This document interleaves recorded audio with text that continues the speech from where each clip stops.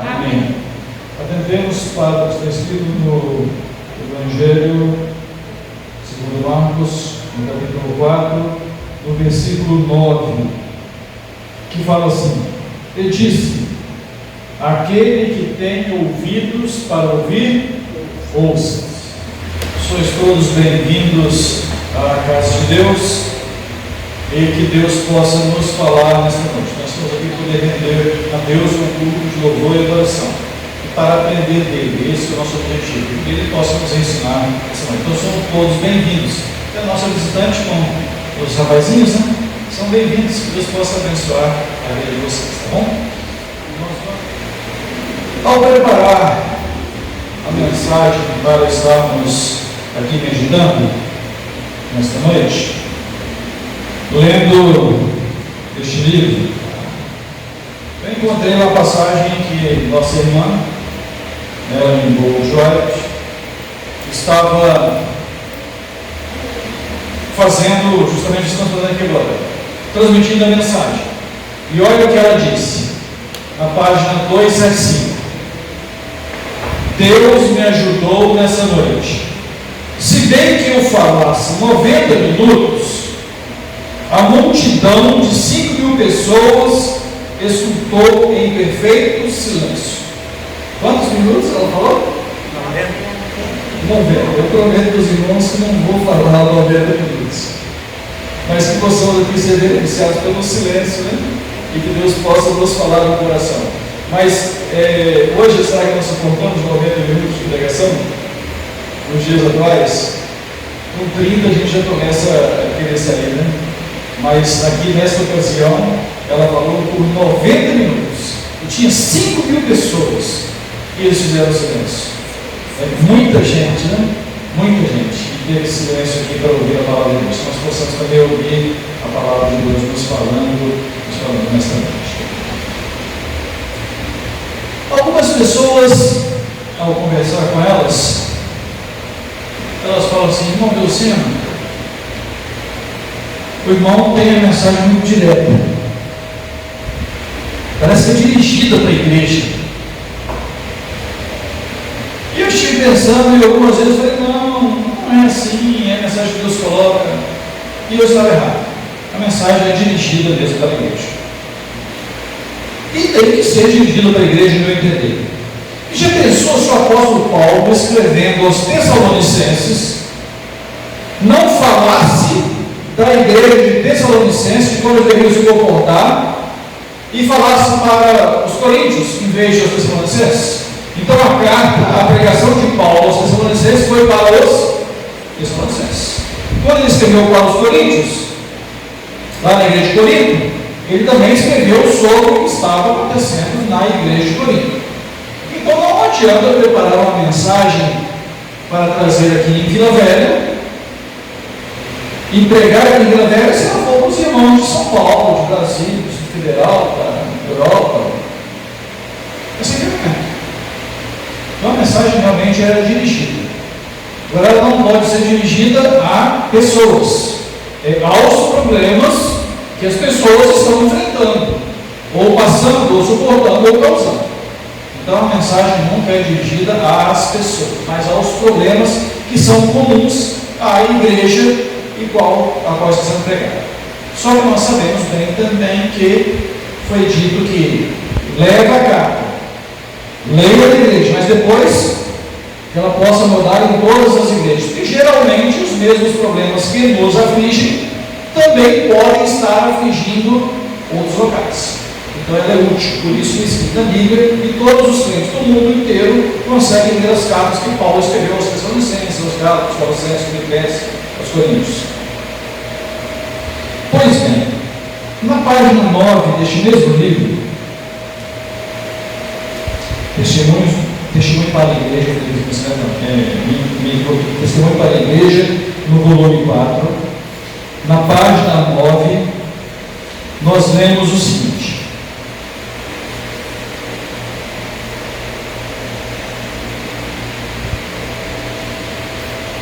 uma das melhores provas de autenticidade das Escrituras é que ela ela não apresenta como paliativos nem os pecados de seus principais personagens são suprimidos. Então, uma das melhores provas que a Bíblia é a palavra de Deus é que ela não apresenta paliativos e nem o pecado dos seus principais personagens são suprimidos. De Davi, está lá o pecado, está registrado. E foi um homem segundo o coração de Deus. De Abraão, o pai da fé, também está lá, ele teve dúvida, e para poder fugir, mentiu, pecou. Está registrado. Então, quando os nossos pecados são falados, é porque de alguma forma Deus ainda se interessa em fazer com que nós repensemos a nossa posição e venhamos a ter um encontro com Ele, pedir perdão e mudar de atitude.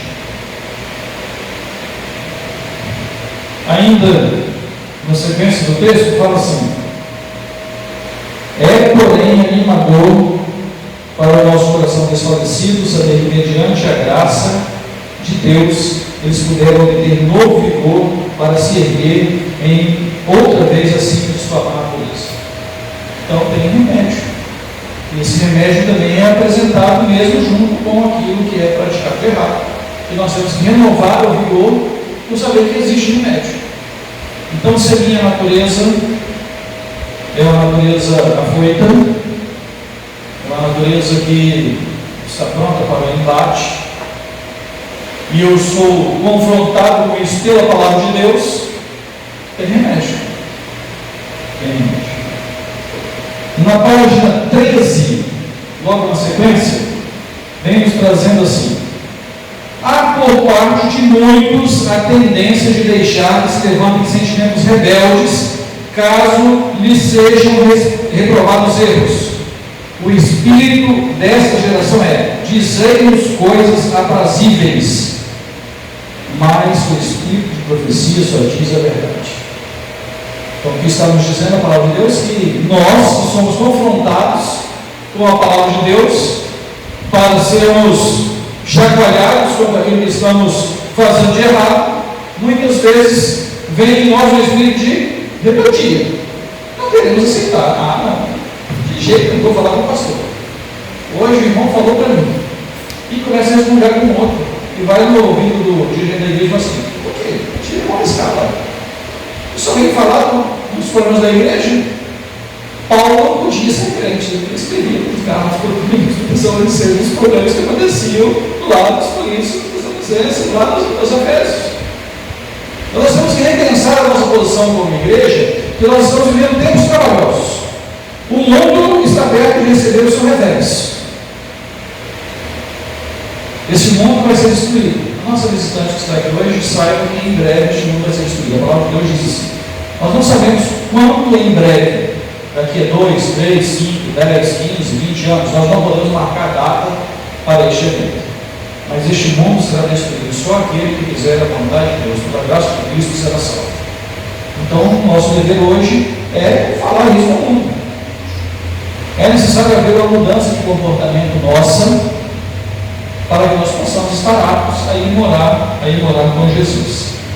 Na página 15, ainda do testemunho para a igreja, no volume 4, também assim: os pecadores arrependidos não têm motivo de desesperar-se por lhes serem lembradas suas transgressões e serem advertidos do perigo em que se encontram.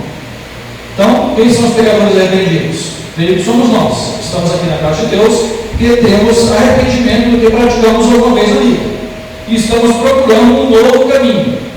Então nós não temos motivos para nos desesperar quando somos confrontados com os nossos pecados, como diz a palavra de Deus. Há remédio. Deus põe os pecados diante do seu povo errante, a fim de que os vejam em toda a sua enormidade, à luz da verdade divina. E seu dever então a eles seu dever então a eles renunciar para sempre. Então, quando os nossos pecados são colocados à nossa frente, é para que nós possamos repensar e renunciá-los para sempre. página 178, nos diz o seguinte: o plano de Deus não é de enviar mensageiros que agradem ou lisonjeiem os pecadores. Qual é o plano de Deus? Não é enviar, se alguém chegar aqui na frente e pensar, vou profetizar bênçãos sobre a sua vida.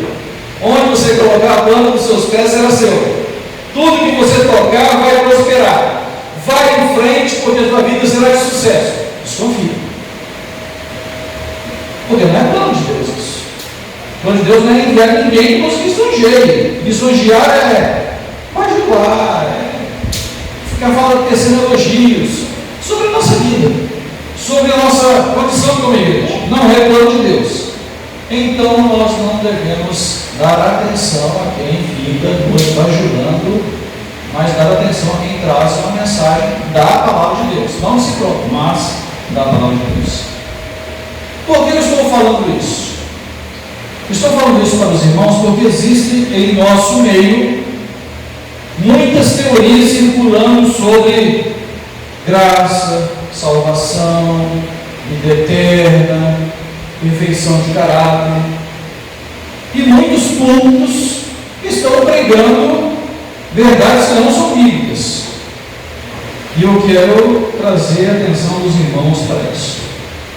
Nós somos salvos mediante, e isso não é de quem? É verdade.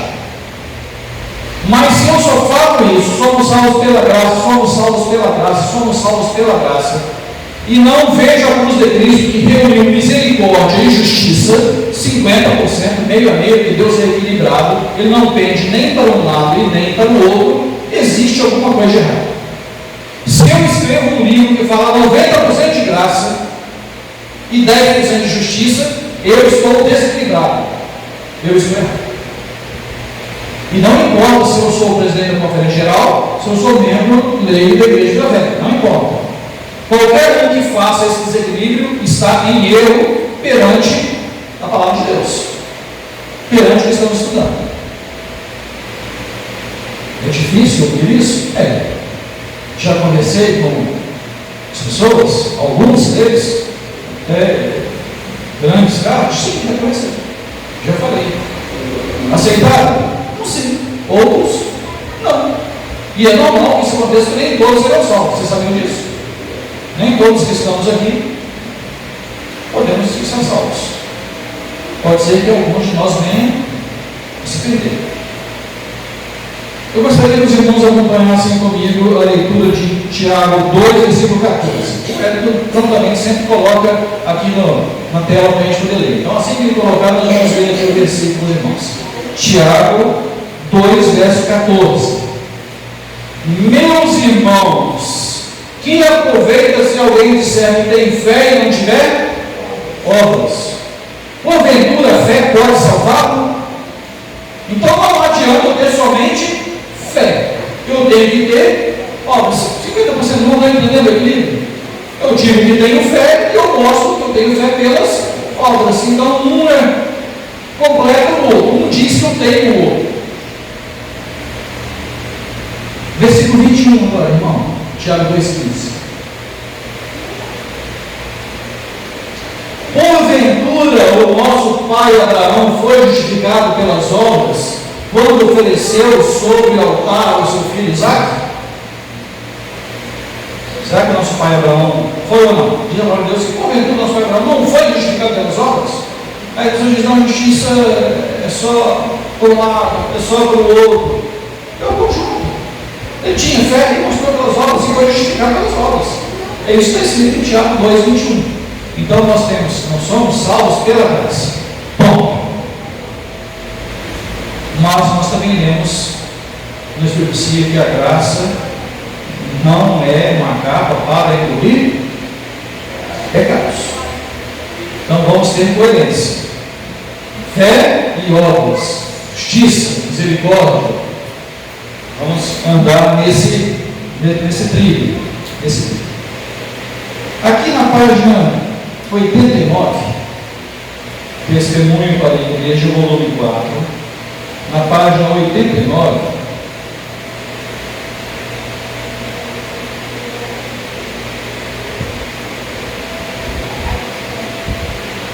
nos diz assim: talvez alguns digam que esperar favor de Deus por meio de nossas obras é exaltar os próprios méritos.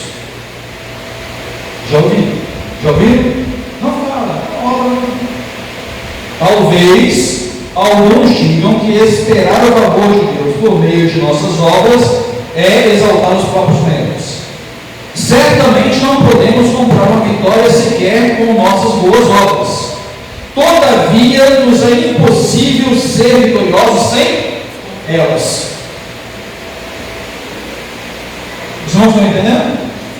Então, essa falácia de graça, confia na graça, uma graça que não opera mudança, que faz você viver diferente, não é graça, é presunção.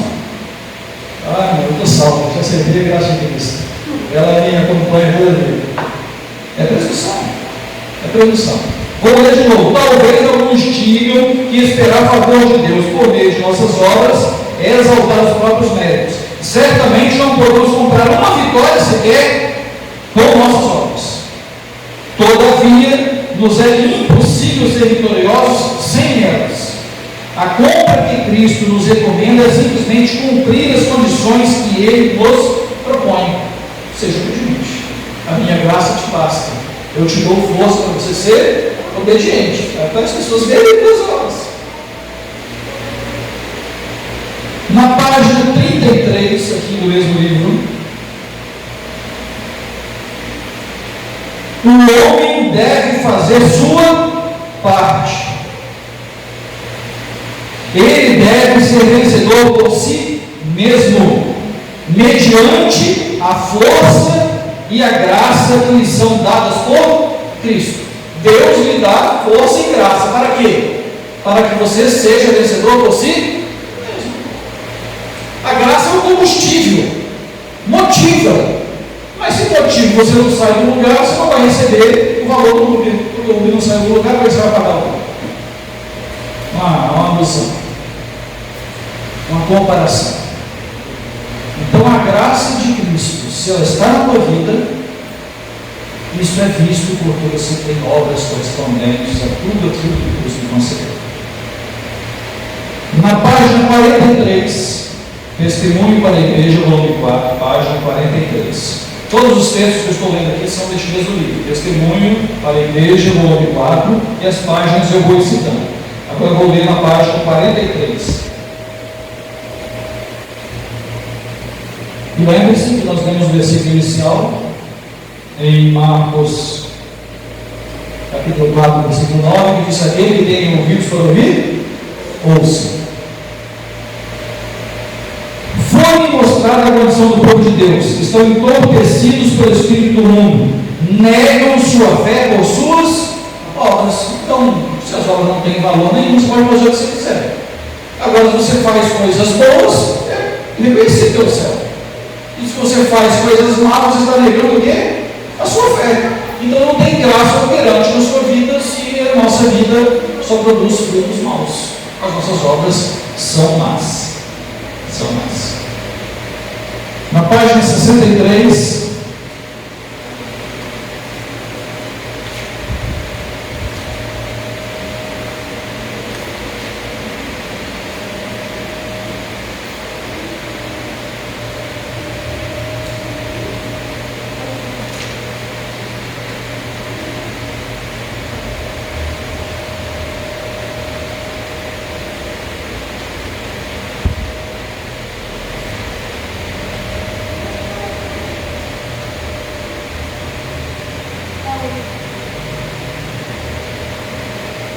as censuras brandas, a resposta suave e as palavras agradáveis são muito mais apropriadas para reformar e salvar do que a severidade e aspereza. Então eu não quero, aqui durante essa fala que estamos tendo, proferir palavras de censura grave, mas censura branda, para mim mesmo. e para quem tem ouvido para ouvir. Então nós estamos aqui conversando sobre o que estamos meditando aqui da palavra de Deus. Existe uma outra frase que rola no meio cristão e também ela entrou no nosso meio, que é assim: você tem que ter certeza da sua salvação. Já ouviu isso? Você tem que ter certeza da sua salvação? Está de acordo com a palavra de Deus essa frase? Mas existe salvação? Eu tenho que ter certeza da salvação? Olha só, ontem eu falei de coisinhas pequenas que mudam o sentido, né? Eu tenho certeza da salvação, porque a salvação existe. Mas e aqui? Vamos verificar o que fala a palavra de Deus. Colossenses 1, 27. Colossenses 1, versículo 27. Aos quais Deus quis fazer conhecer quais são as riquezas da glória deste mistério entre os gentios, que é Cristo em vós, esperança da glória. Se eu tenho esperança, porque eu não tenho certeza. Esperança é uma coisa diferente de certeza. Quando existe a certeza, findou-se a esperança. A esperança é chegar, é alcançar. Certeza, você já elimina a esperança. Você pode ser glorificado? Pode. Eu tenho esperança que eu seja glorificado. Eu tenho esperança que os irmãos com quem nós convivemos sejam glorificados. Mas eu tenho certeza? Por que eu não posso ter a certeza? Tito 3, verso 7.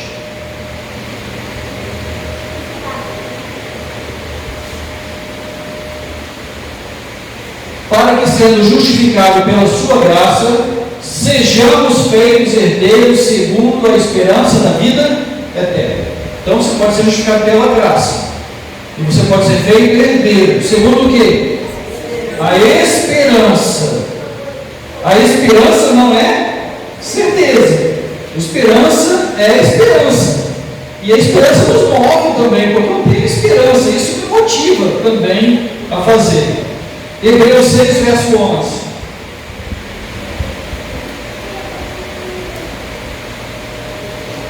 Mas desejamos que cada um de vós mostre o mesmo cuidado para a completa certeza da esperança até o fim.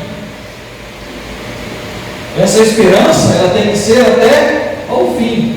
E pode haver uma certeza que eu tenho esperança. E você tem que ter esperança. E essa certeza dessa esperança tem que ser levada até o fim. Não pode parar pelo meio do caminho. 1 Pedro 3, verso 15. 1 Pedro 3, verso 15. Antes, santificai o Senhor Deus em vossos corações. Estais sempre prontos, sempre preparados para responder com mansidão e temor qualquer que vos pedir a razão da esperança que há em vós. Alguém está pedindo para você responder pela certeza da salvação? Só pela esperança. Só pela esperança. Romanos 9, 27.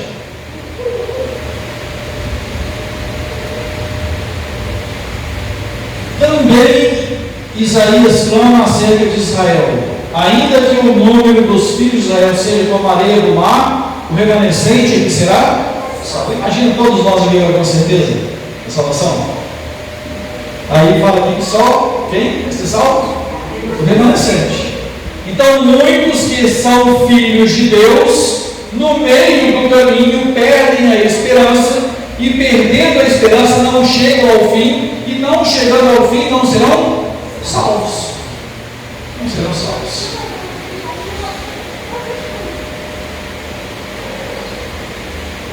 Gálatas 1, verso 8, foi lido ontem na pregação que minha esposa fez. Fala assim: ainda que.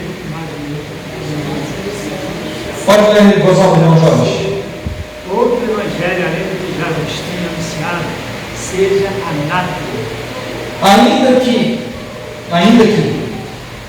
eu seja presidente do Brasil, ministro do Supremo sou presidente da União Sul Brasileira, departamental da Conferência Geral, presidente da Geral. Se eu venho ter com os irmãos e anuncio ou o Evangelho que não está escrito, seja. Até agora nós falamos a nível geral do que ocorre por aí, de teorias que estão sendo pregadas, alertando aos irmãos para que permaneçam firmes pela palavra de Deus, para que a vossa esperança possa se confirmar, possa permanecer até o fim, e que aí a certeza que nós temos da salvação possa nos atingir e nós também sermos salvos pessoalmente. O Érico, a Mônica, o Jorge, a Rosa, a Fátima, nossa irmã Estante, a Ramiro, a Lila, a Ruth, a moça que está ao lado, a Danilo, a Rich, a família, a Caminho, a todos quantos querem, a todos quantos têm um ouvido para ouvir, mas que agora nós temos certeza da salvação, mas não da nossa salvação, porque ele também fala, aquele que está em pé, cuide para quê? Se eu posso cair, que certeza é essa que não me leva a lugar nenhum? Eu tenho esperança da salvação, da minha salvação, porque eu tenho certeza que a salvação existe, e ela é aberta a todos quantos quiserem. Todos nós que estamos aqui nesta noite podemos ser salvos da corrupção deste mundo e da destruição final que irá alcançar este mundo, e irmos habitar com Jesus. Eu tenho certeza que a palavra de Deus é verdadeira quando diz isso, que nós temos essa esperança de que nós também podemos estar contados entre aqueles que serão salvos. Agora vamos entrar num ponto específico que chega até nós também, porque rola nos pontos, nos ensinamentos, mas chega até nós, esse nos aperta grandemente. Marcos 14, versículo 23.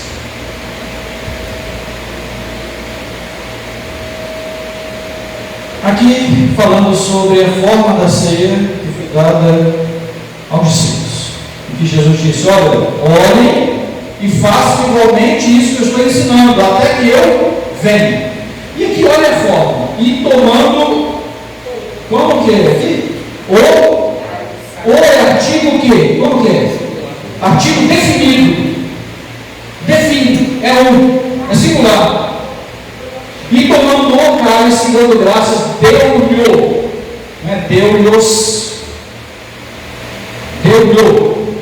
a todo, e todos beberam dele, e não deles. Nem que seja um anjo que venha dizer que isto mudou, o Evangelho diz que é de outra forma. Há algum tempo atrás, acho que 8 ou 9 anos, essa mudança tentou chegar aqui, e quando chegou, não sei se chegou dos irmãos presentes, nós pedimos a palavra, pedimos para conversar, falamos com a igreja, a minha esposa apresentou algo, eu apresentei algo, o pastor compreendeu, suspendeu, pediu a reunião na associação, fomos até lá, expomos essa questão, e isso foi levado para o Conselho dos Ministros. Chegou lá no Conselho dos Ministros, foi decidido que a prática seria abortada. Na última conferência geral, novamente tentaram trazer essa mudança, e foi dito na conferência geral: não deve haver mudança nos nossos princípios de fé. Nós não vamos disciplinar nenhum pastor que tenha feito isso, mas também não faremos nenhuma mudança em nosso princípio de fé. Mas já são 5 vezes que se tem essa mudança. Será que vai haver nova? Eu não sei. Mas se houver, qual deve ser a nossa posição? Vamos seguir alguns negócios de versículo bíblico, porque pela boca de 2 ou 3 testemunhas, tudo será confirmado. Nós lemos Marcos, agora vamos ler Mateus 26, versículo 27. Novamente confirmando, quase a mesma passagem, quase as mesmas palavras, mas e tomando o cálice e dando graças, deu, dizendo: bebei dele todos. O cálice dado por Jesus na ceia, e ali estava Jesus e 12. E aqui na igreja nós temos uma ceia que é dada praticamente com um pouco mais que isso. Era servindo para nós simbolismo. O sangue de Cristo é único, sutil, deve ser participado por todos nós. Lucas 22, versículo 17.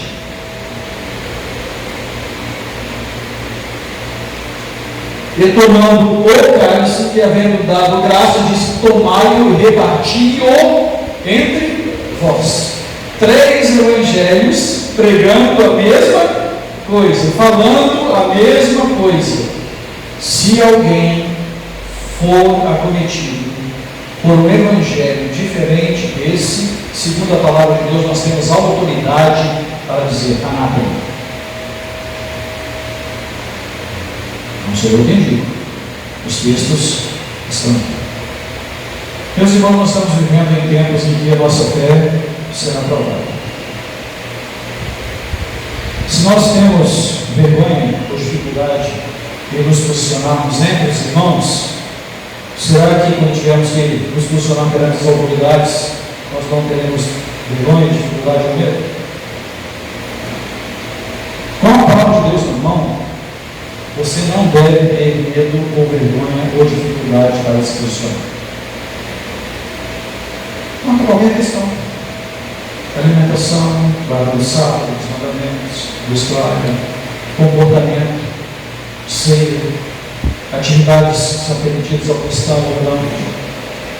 Com a palavra de Deus na mão, não há por que temer.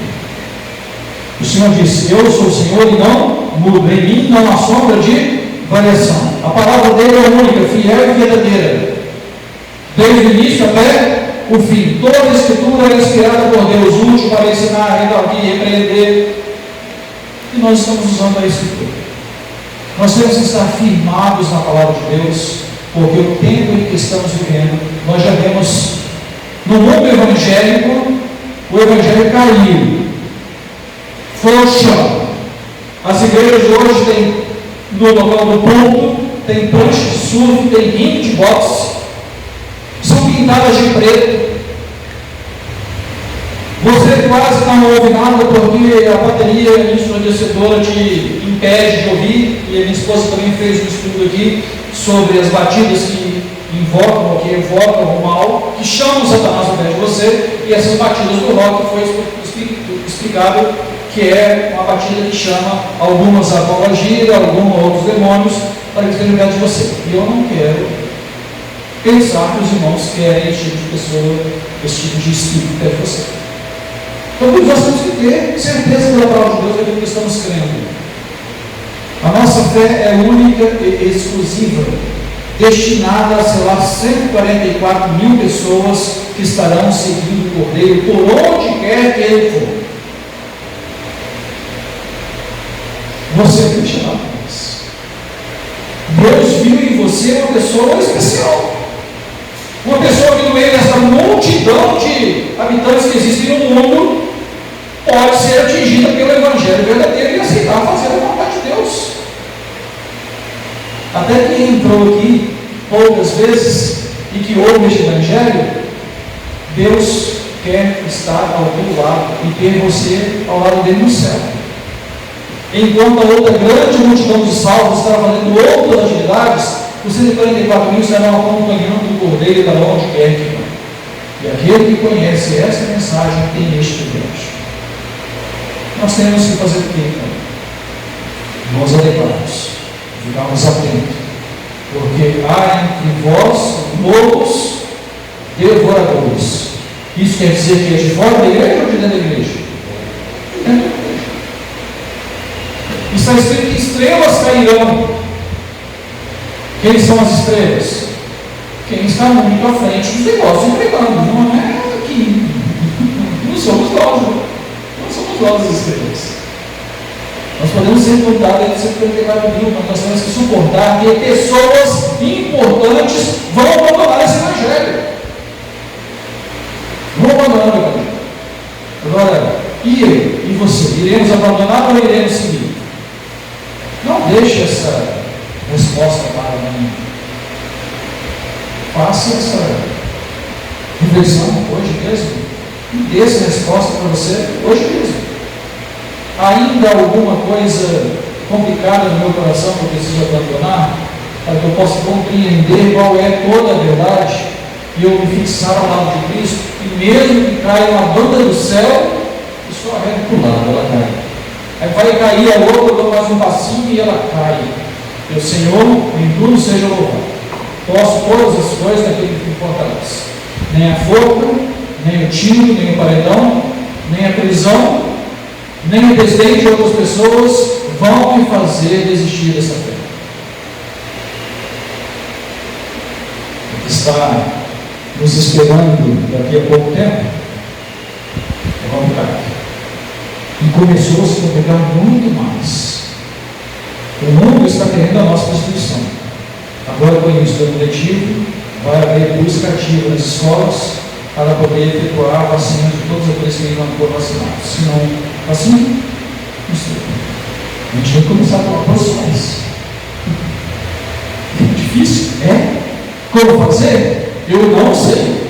Só sei que aquele que prometeu estar ao nosso lado, ele é fiel. E ele vai estar ao nosso lado. Quando exigirem a guarda de outro dia que não é aquele que Deus santificou, você não está sozinho. Tem um anjo do Senhor ao teu lado, você tem um anjo da guarda, ele é poderoso. E a um só comando o inimigo se afasta, se você estiver em comunhão com Deus. Nós precisamos tomar decisões importantes. A decisão importante é permanecer firme por aquilo que é correto. Por assim, eu assim diz o Senhor.